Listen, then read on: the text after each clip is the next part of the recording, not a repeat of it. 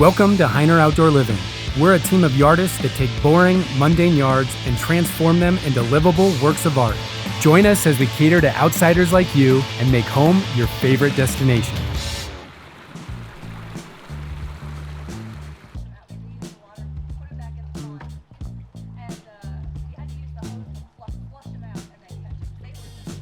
Hey, what's going on, guys? My name is Robert with Heiner Outdoor Living. We're out here doing a clean out on one of my favorite customers, water features here. This is a nice pond. It's about 5,000, 6,000 gallons. She's got about 19 fish or so in here. It's got one biofall 6,000 going on and a couple of skimmers with some jets running.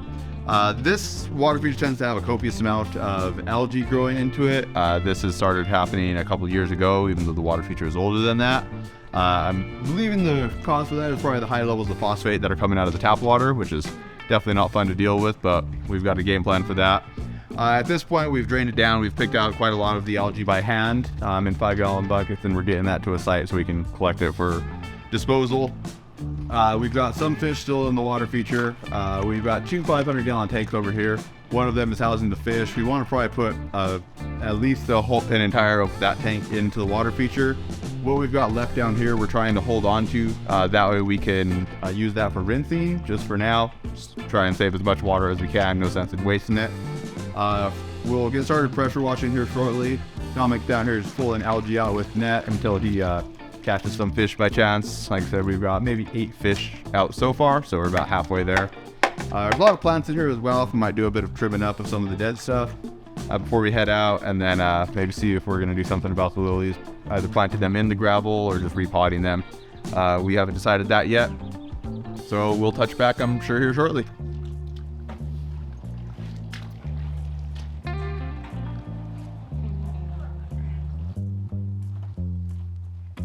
How's it going, everybody? This is Marshall with Heiner Outdoor Living. I am here to kind of help explain a little bit about what is going on in this time lapse and why and what it is we do here during these cleanouts.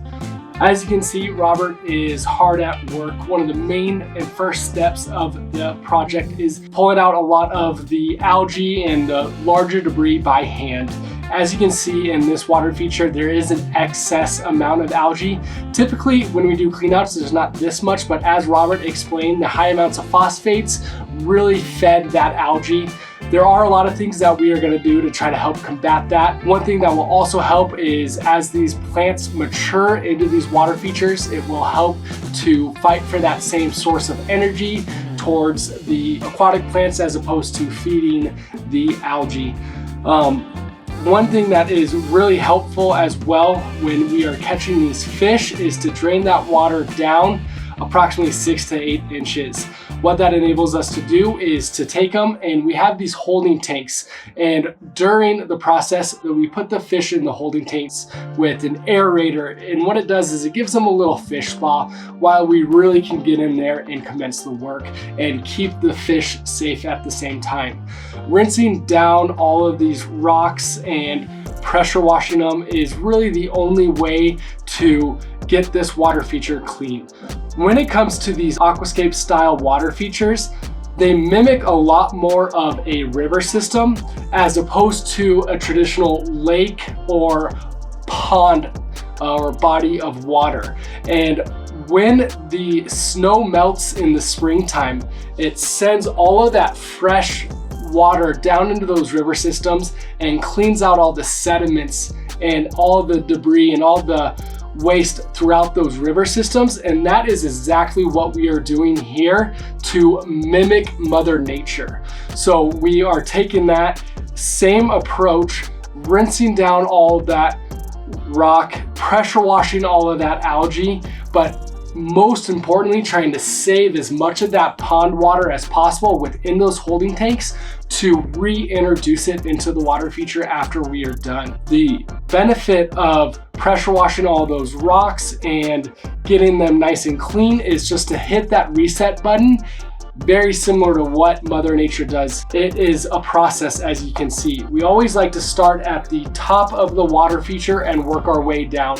And that way what we do is clean that top shelf, get it down into the middle shelf, and then we focus on cleaning all that off and then pressure wash all of that algae off that rock and get it down to that bottom of the pond, where it becomes a little bit easier for us to, again, mechanically pull out as much as we can at that point, but also drain that water feature down at that bottom, fill back up, rinse and repeat until we get that desired look that we are going for, which is getting all of those sediments out, but then reintroducing that fresh water. When the water feature is completely drained and cleaned is a great time to check out the nuts and bolts of the water feature and to recommend anything that might be of benefit, which is either, additional aeration or adding lights or possibly checking the existing lights. It's a great time to replace bulbs that have gone out.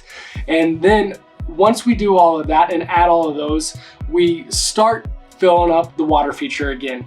In a particular project like this, a lot of times we can reintroduce the fish with the existing pond water, and what we'll do is typically leave that hose on a trickle, so that way the homeowner can come, turn the hose off when it is complete, and then just simply plug in the pumps or anything else such as aeration or jets or any other thing that needs to be plugged in.